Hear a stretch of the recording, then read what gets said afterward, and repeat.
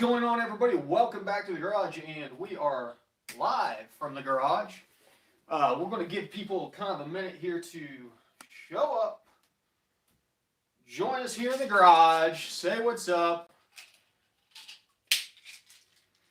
Okay. Sorry about the technical difficulties last night. Working on getting those sorted out so they do not happen again. Man, do I look fat in this angle? Hey, Big Matt. Hey, Tug Hill. What is going on, gentlemen? How is your Friday going? Hey, Zero. Nick. Hi ho, Jerry L. Yeah. Cheers to everybody.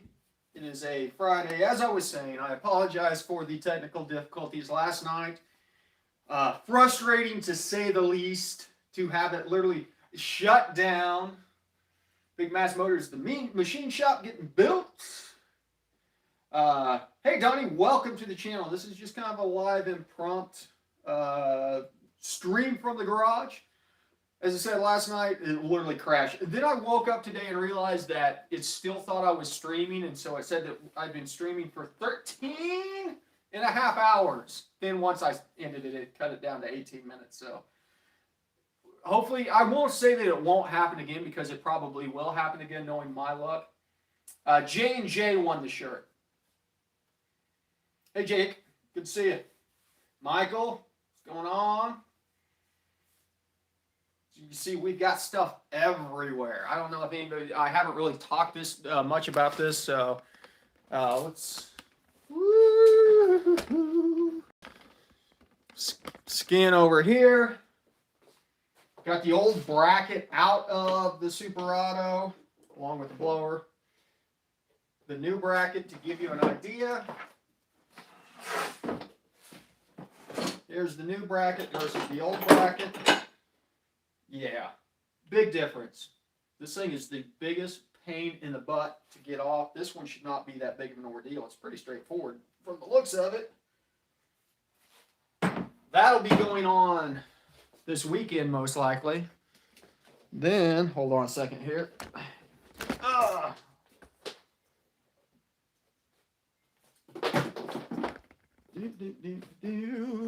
Let's do this. Where's my light?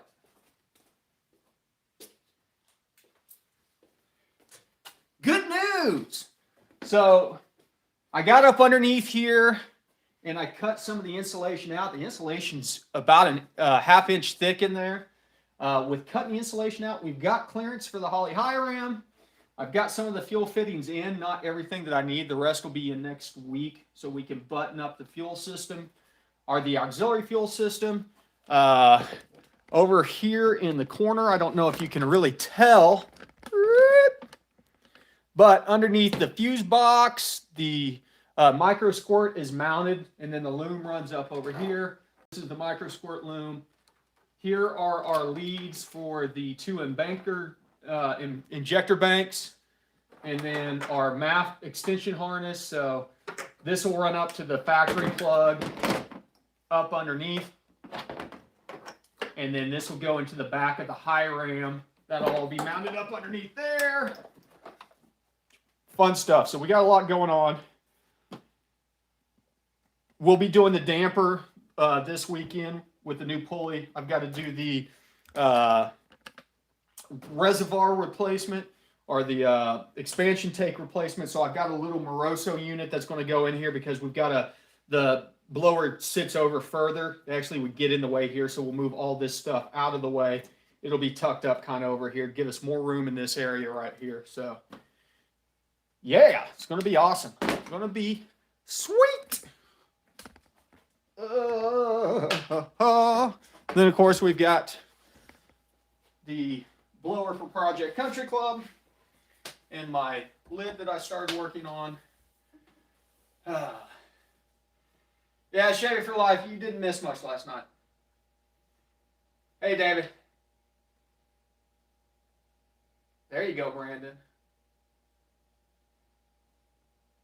Best place in the intake pipe for a single meth nozzle, Joe asked. I would put it between your mass airflow sensor and your throttle body.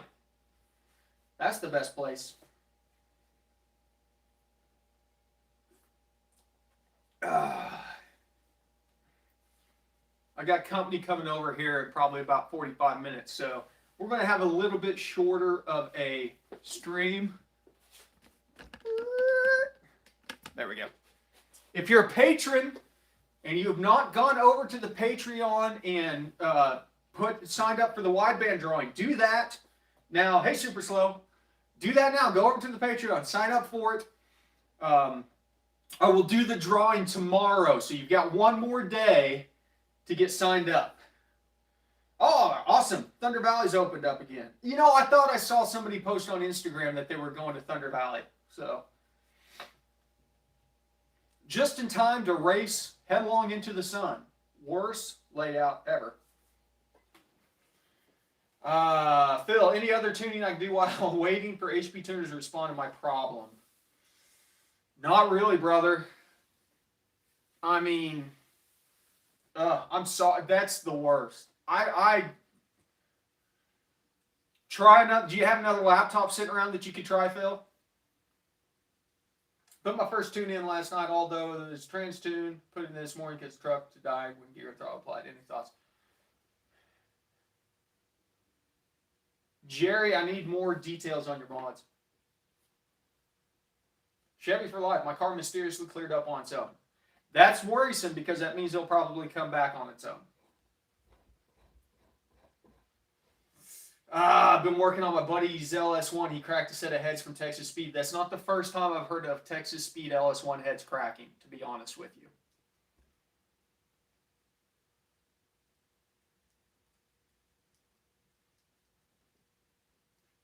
You tried it on a different laptop and it did the same thing? Congratulations, John.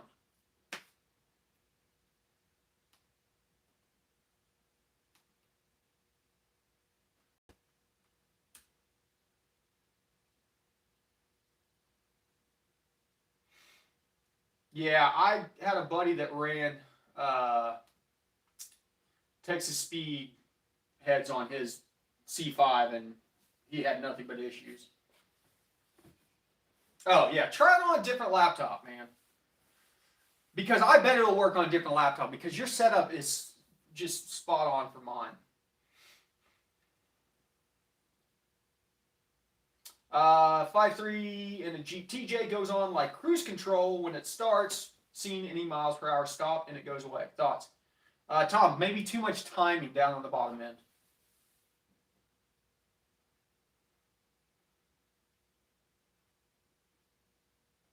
Bingo, your wife knows more about tuning than you do, Phil. I'm just kidding with you.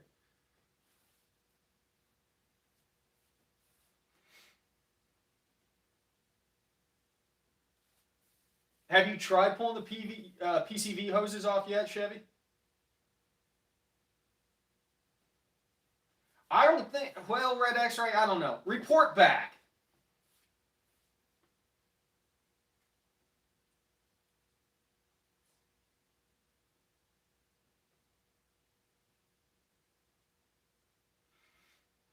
Yep, good idea, Cole. Catch can is probably a good idea on any DI motor. You know, speaking of which, let's do this while I got you guys on here. Let's come over here.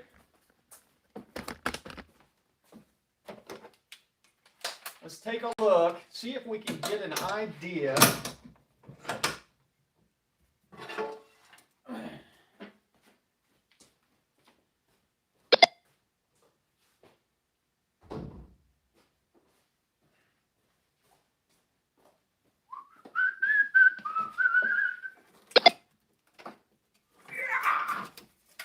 Yeah, man, it's a solid chunk of metal there.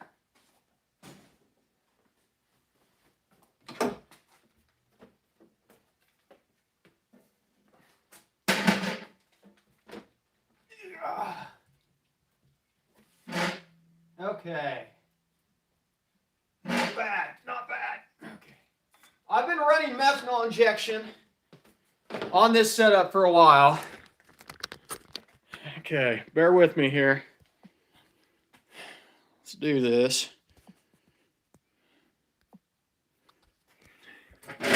Oh, make sure I don't fall.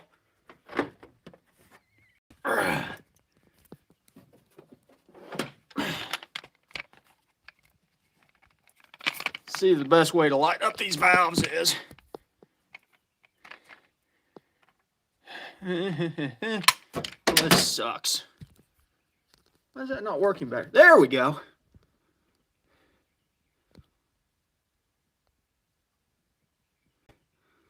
Little bit of coking on the stem. I know you can't really tell.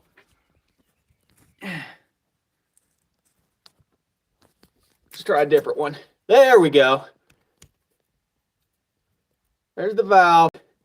The coking is on the stem. Ignore the oil. But that's pretty clean for these valves. Ugh, I got some dirt that fell in on that one. Pretty clean for a DI valve. Okay. Oh, God. Too old for this. Let me see. How do I do this? Yes, oil in the intake is a very common DI problem. That's why everybody says to run a catch can. And then, of course, the idea behind it is if you're running methanol injection on top of the catch can, if you're running methanol injection on top of the catch can, it's supposed to help clean those valves, keep those valves cleaned up. See you, Super.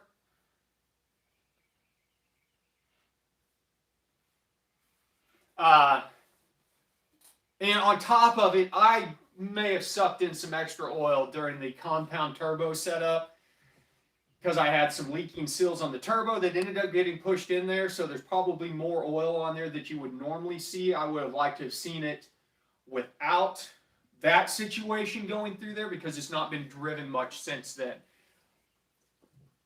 I think I will be anxious to see we run methanol on this thing and just methanol purge the hell out of it.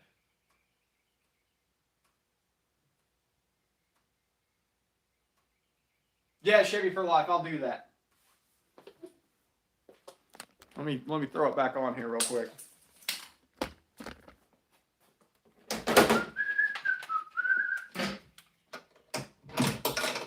Work with me, Milwaukee.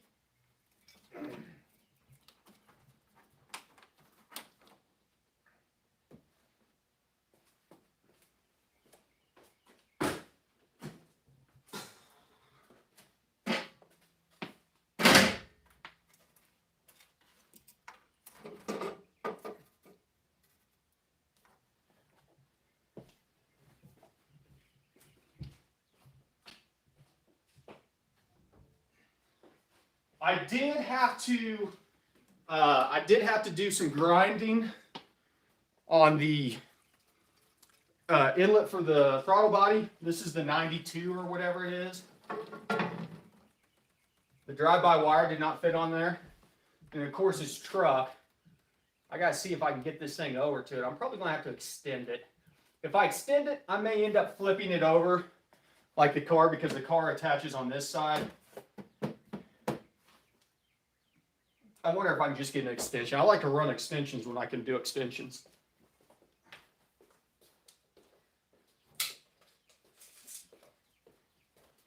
Okay. You want the flat part of the valley cover?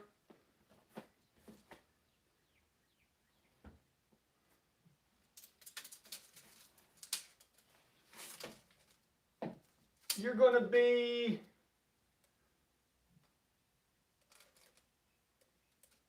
$13 inches, right about 13 inches. If you got more than 13 inches, you'll clear. Anything less than that. And as I said, it will fit on the L83, L86.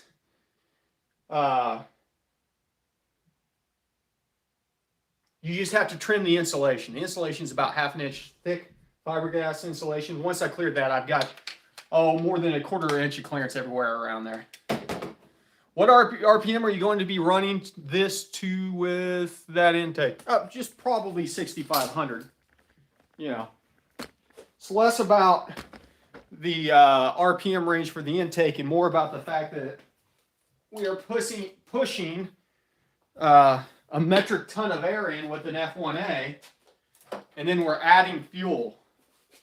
So this intake likes above 4,500. That's where it starts making its powers, over 4,500 RPMs.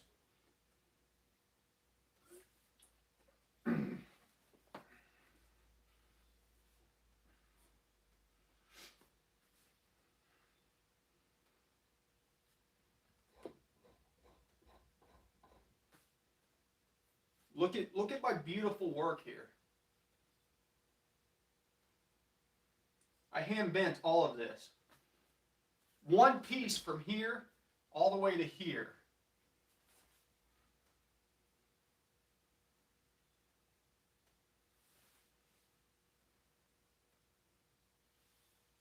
You got this, Catan.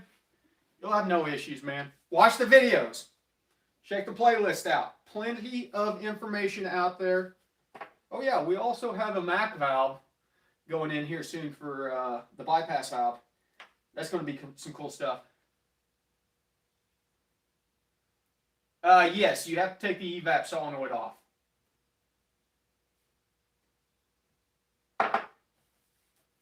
Yeah, those are the drag radials for the Silverado. And they are sticky. Oh. 315 6015s.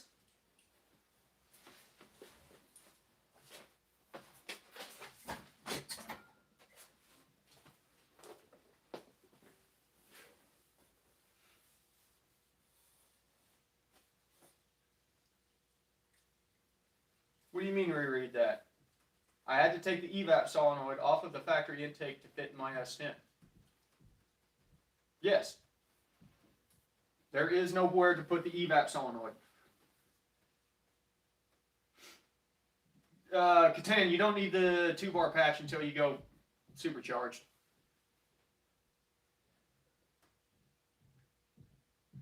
Chase, if you don't need videos on injection timing. Not really. I'll be honest with you, standard injection timing works on about every setup out there. Patrick, I want to start tuning a Madi. At what point of upgrade should I think about custom tuning? I would say after your second bolt-on, I would look into custom tuning.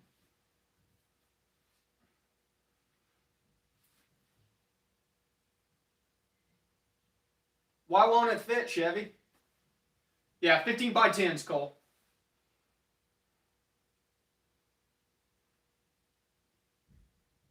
Yeah, well, not going to hurt anything. You lose resolution on an NA setup, but it's not a big ordeal. Good to know, Phil.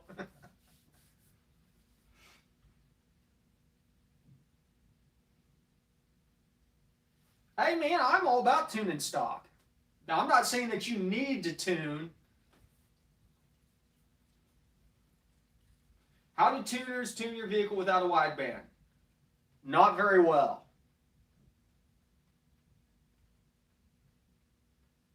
That's all I'm saying.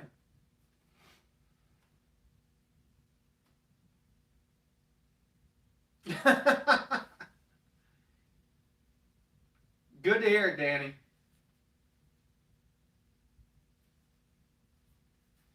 Listen, if you're getting a tune without a wideband, you're not getting a complete tune.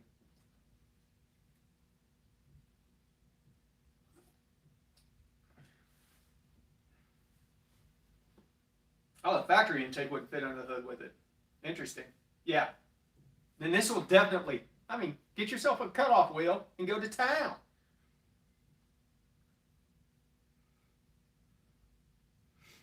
Yeah, 1.2 is a little lean on cruising. But if you have mods, if you have air, intake mods and stuff like that, it's not odd to see it go that lean.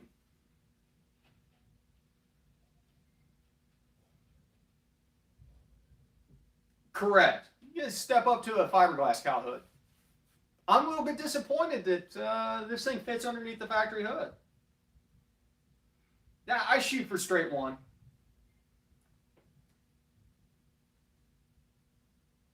There you go.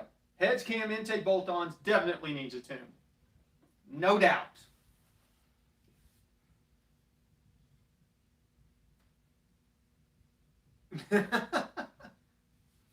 Just hinges? You just want the hinges sticking up? They look like tail fins off an old Cadillac? That's what somebody needs to do, is they need to do some fiberglass covers for the hinges to make them float into the body lines, and I guarantee you somebody would buy those. Everybody's all about running without hoods now.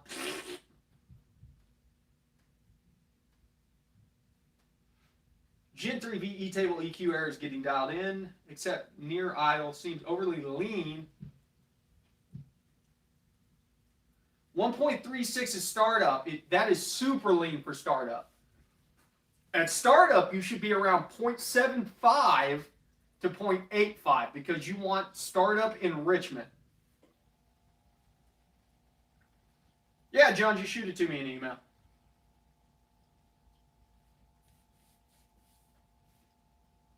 .36 is startup. I'm surprised the thing even starts. Are you sure that that's actually what you're seeing at startup, David? Or it's just not getting a good reading until it's up and running?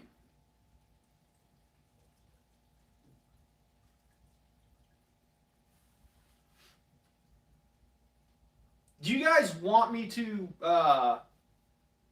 record any of this just BS work that I'm doing as far as the installation stuff for the Pro Charger? Do you guys care about that stuff? There's a lot of information out there, videos on stuff like that. So like swapping out the damper and stuff, I don't know if you guys are interested in stuff like that. I don't want to put out stuff that you guys aren't going to watch.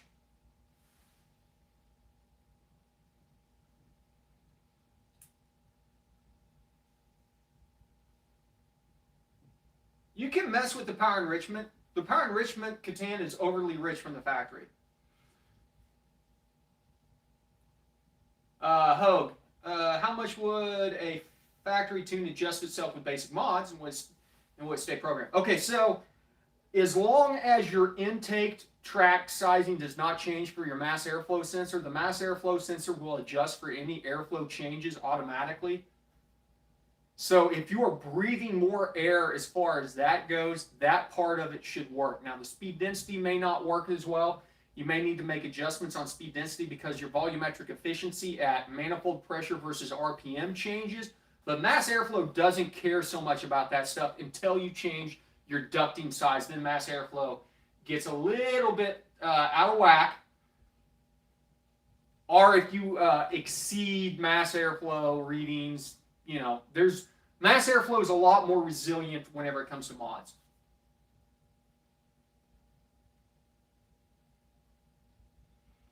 Tug Hill, yes, HPT is, as far as I know, still supporting 2010 to 2016 RAMs.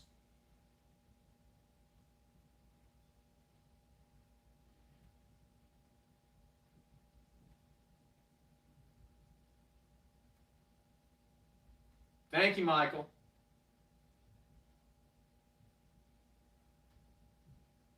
Have I done any Gen 4 Hemi stuff? Not really. Maybe soon. Keep your eyes peeled. It is advanced, but it's just digging down and finding the tables that you actually need to adjust it to. Okay, listen guys, I've got to go take a shower before company comes over, so we're going to go ahead and wrap it up now. Appreciate everybody stopping in. I hope you guys have a safe, healthy weekend. Let's just do one of these real quick. Toss out one of these. AVT. Always be tuning. Welcome to the Club Catan. Thanks, Chase. AVT, we'll see you guys next weekend. I'll see you guys before then. We'll be good for next Thursday. maybe I'll jump on and do a live show as I'm working tomorrow. So keep yourselves, keep an eye out.